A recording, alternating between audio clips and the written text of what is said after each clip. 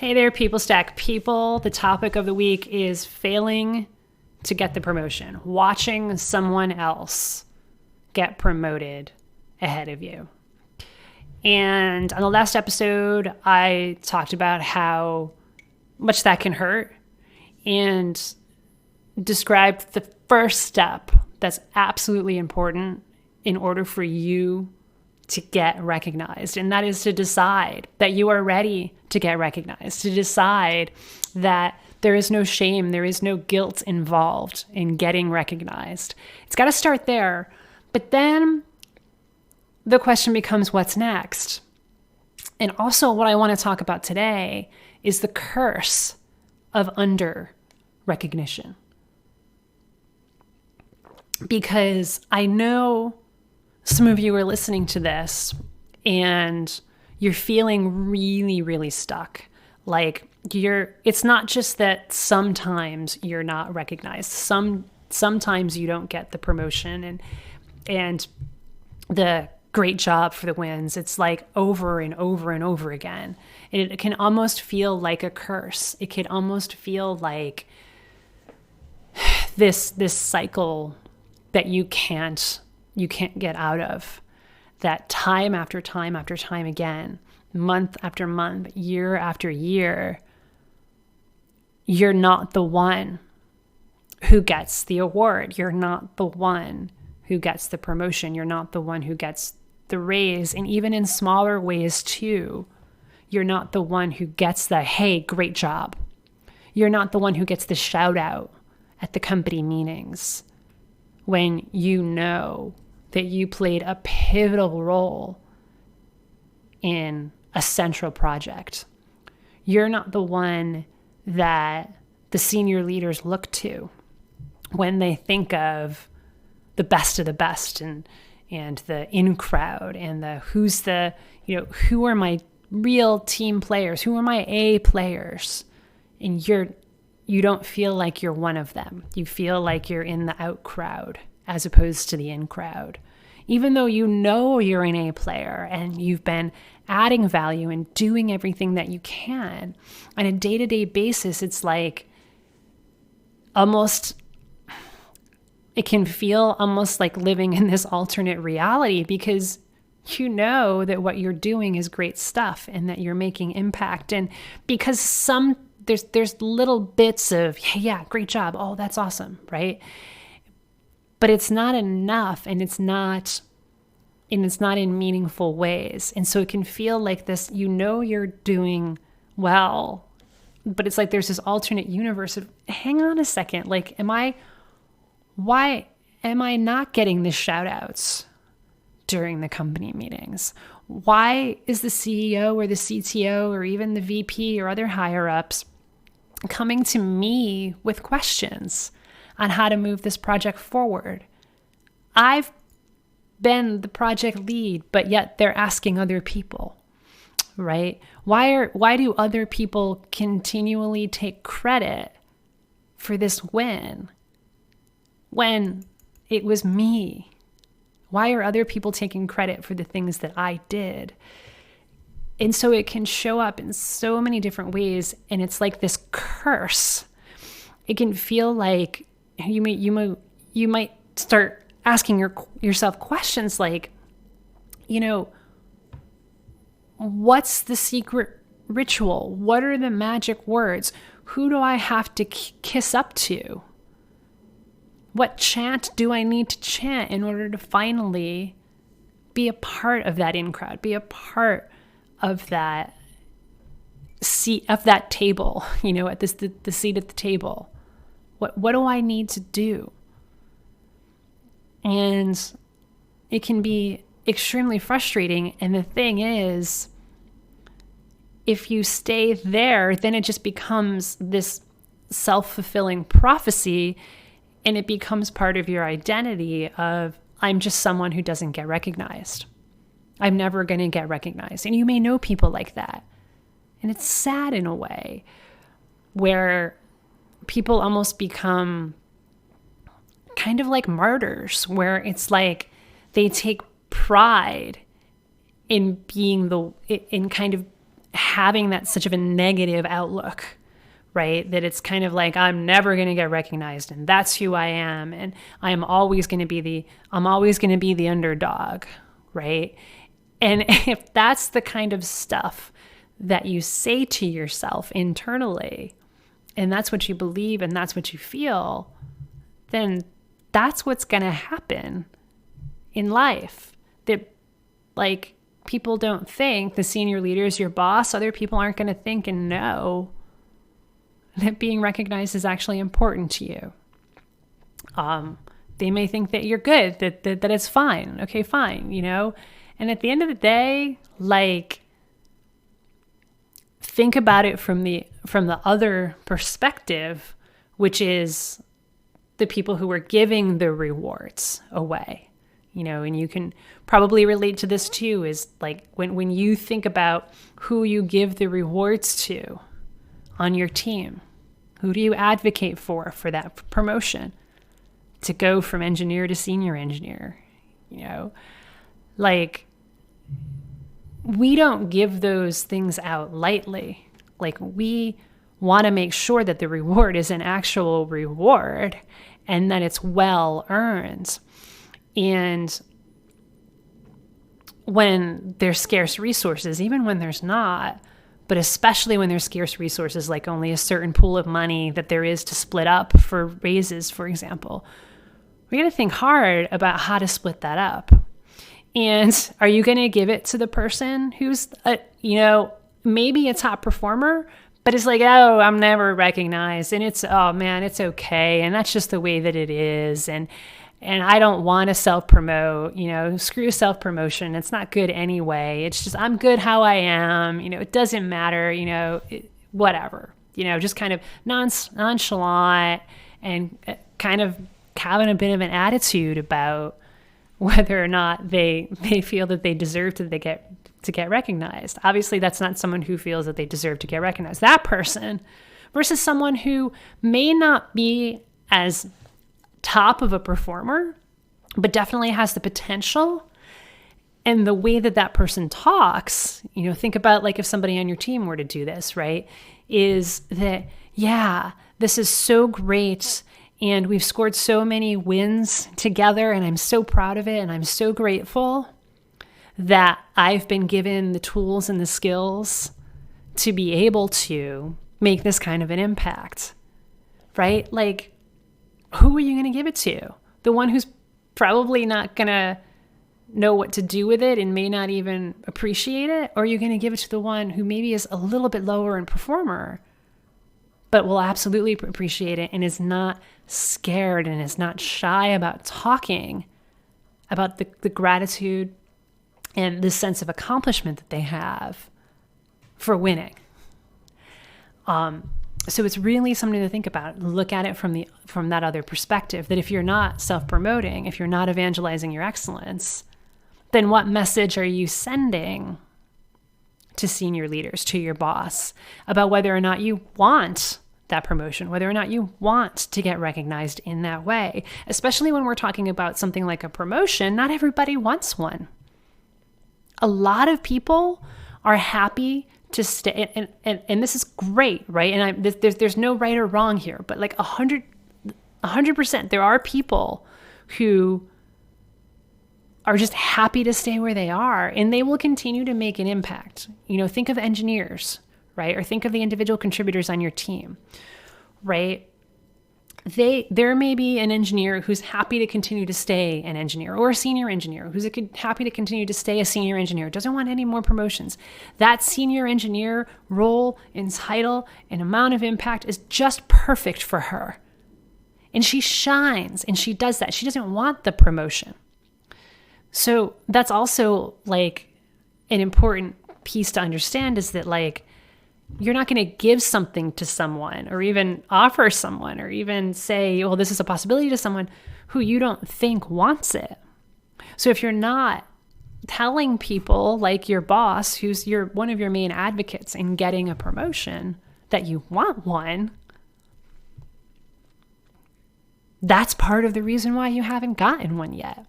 So the question then is how do you get unstuck from the curse and the cycle of under-recognition? It's a set of actions that you need to take. And really what it is a set of conversations that you need to have, that you're going to choose to have, that you get to have because you want that promotion. You deserve that promotion.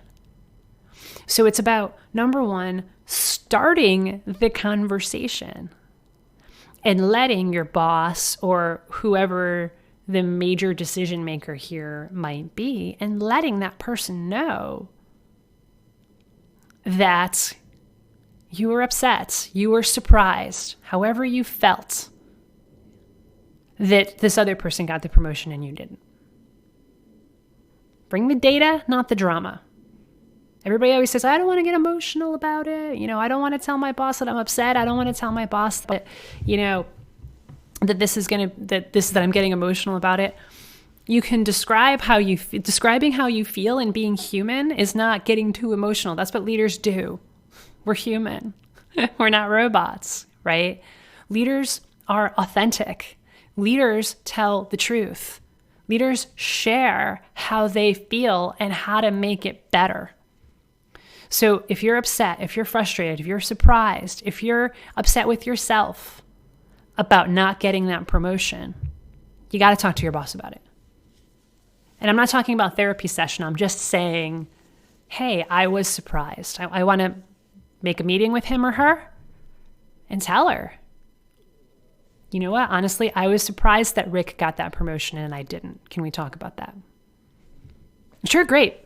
Let's do 10:30 on Friday. And then at 10:30 on Friday, you sit down and you talk with your boss and you talk with her about, yeah, I was kind of surprised. And I don't know if you know this or not.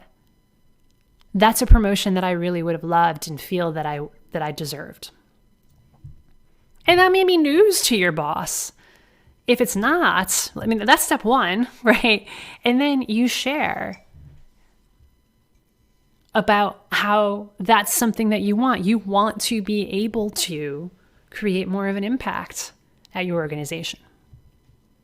You want to rise above. What do I need to do so that you can feel comfortable advocating for me? Being my advocate, being my ally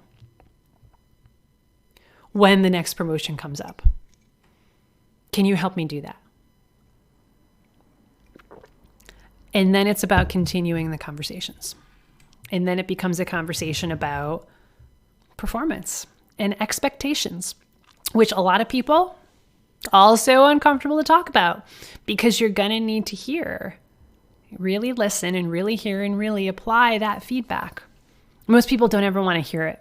Most people don't ever want to hear that negative feedback about what you could do to improve because you want to just think that everything that you're doing right now is great, it's perfect, and you're right, 100%.